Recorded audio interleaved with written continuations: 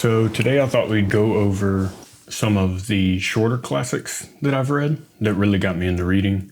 Before we get into the actual video, I just want to say thank you to everybody who watched the last video. It's been absolutely insane. At the time of this video, it's at 100,000 views, which is genuinely crazy because I was expecting maybe like 1,000. And to anybody who's new here, thank you. All right, let's get into it. A lot of these books will be under 200 pages for the most part.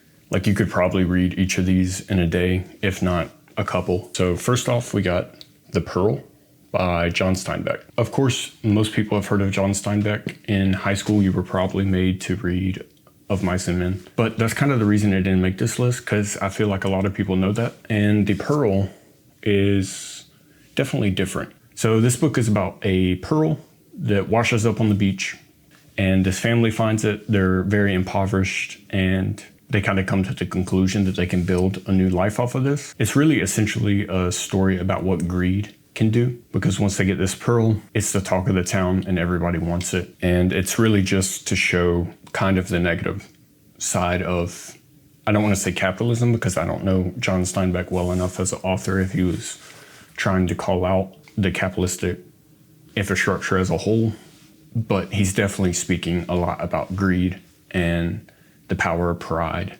and how that can kind of ruin and decimate different groups of people. Then I have The Death of Ivan Ilich and Master and Man. So this is a double book, two novellas from Tolstoy. So Death of Ivan Ilich, a lot of people have actually heard of, a book where somebody's kind of considering the end of their life.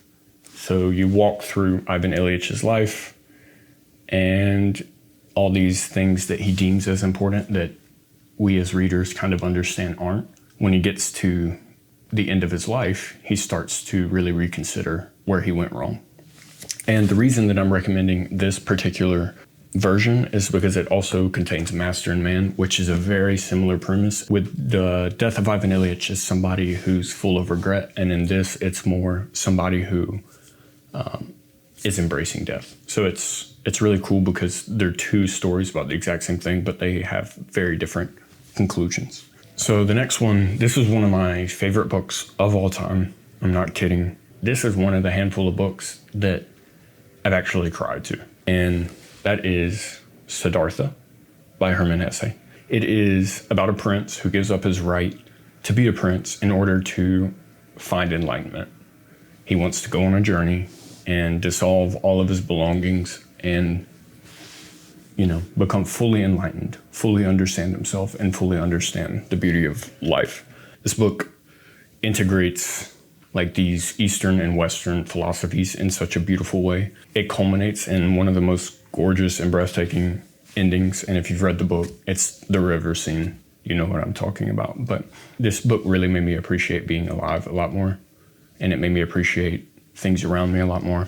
So it will always be one of my favorites. And it's so short. You can read, I did actually read this in one sitting, front to back, cover to cover. So next up, I have another book that probably almost everybody has actually heard of. And it's a book that I think I prematurely judged before I read it. That is Mary Shelley's Frankenstein, the 1818 text. This book, I think, has been ruined by like public perception of what Frankenstein's supposed to be. And I'm very, very happy that Guillermo del Toro's movie did well.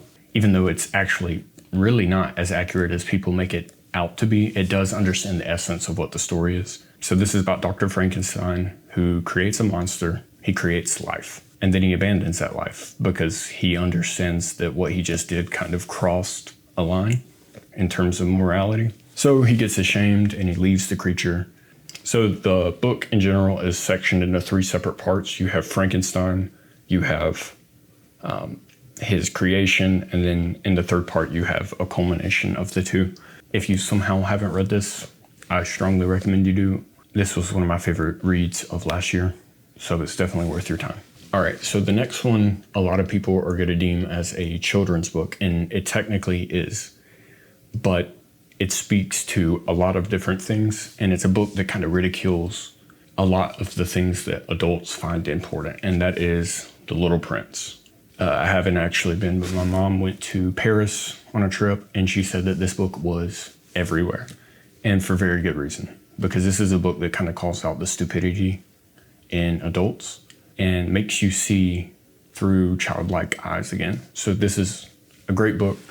I mean, I know it's a little silly recommendation, but I really can't speak about this enough. So this next one is a book that I think is probably the one that actually got me into reading, and that is We. So this is essentially 1984's inspiration. I think this book was written in like 1920, widely considered the first dystopian novel ever. It's about humans kind of sacrificing their right to be individuals to machine-like structure. So it's very 1984 coded, but it's a phenomenal book. It is a little rough around the edges, I'm not gonna lie.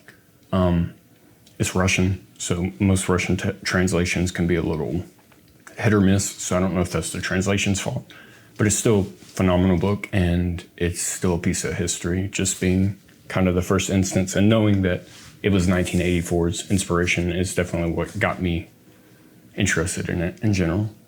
Schoolgirl by Osama Desai. I had read No Longer Human, and I had read The Setting Sun by Desai, and I loved them both. So when I came across this a couple months ago in a bookstore, and I had never heard of it, I decided to pick it up. And it's essentially about a young teenager going through grief and depression after losing her father.